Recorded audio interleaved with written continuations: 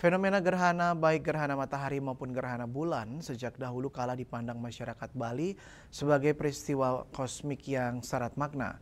Tidak hanya dipahami secara lisan, pengetahuan tentang gerhana juga tercatat resmi dalam sumber sejarah primer berupa prasasti-prasasti peninggalan kerajaan Bali Dwipa.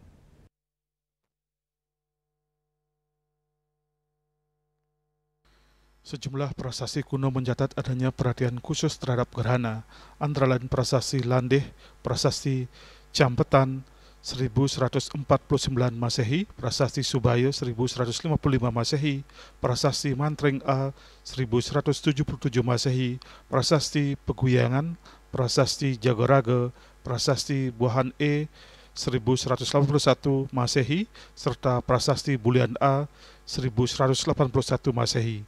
Catatan tersebut menegaskan bahwa gerhana tidak dipandang sebagai fenomena biasa, melainkan masa waktu kritis yang bahkan membutuhkan regulasi resmi dari kerajaan.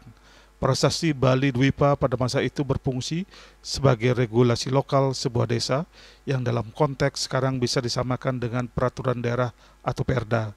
Fakta bahwa gerhana diatur dalam prasasti resmi menunjukkan betapa pentingnya fenomena kosmik ini bagi masyarakat dalam prasasti.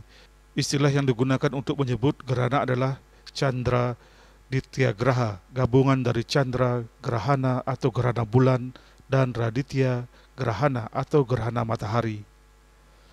Adanya istilah khusus ini mencerminkan bahwa pengetahuan astronomi orang Bali telah berkembang jauh dan melembaga dalam sistem pemerintahan, keagamaan, dan budaya. Kerajaan Bali Dwipa pada masanya juga dikenal memiliki banyak pusat pendidikan yang disponsori kerajaan dan tersebar di berbagai wilayah. Hal ini memungkinkan berkembangnya pengetahuan astronomi, termasuk pemahaman tentang gerhana yang kemudian dijadikan dasar pertimbangan dalam menentukan aturan dan tata kehidupan masyarakat.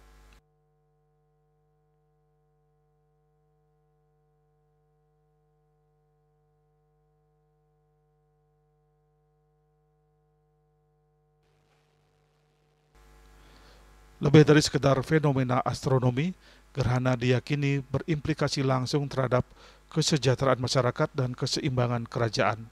Oleh karena itu, aturan resmi kerajaan mengatur apa yang boleh dan tidak boleh dilakukan saat gerhana terjadi. Pengetahuan mendalam ini menjadi bukti bahwa sejak masa lampau, masyarakat Bali sudah mampu menempatkan fenomena alam sebagai bagian penting dalam sistem kosmologi mereka, sekaligus mengaitkannya dengan aspek sosial, spiritual, dan politik pemerintahan. Hendra, Bali TV.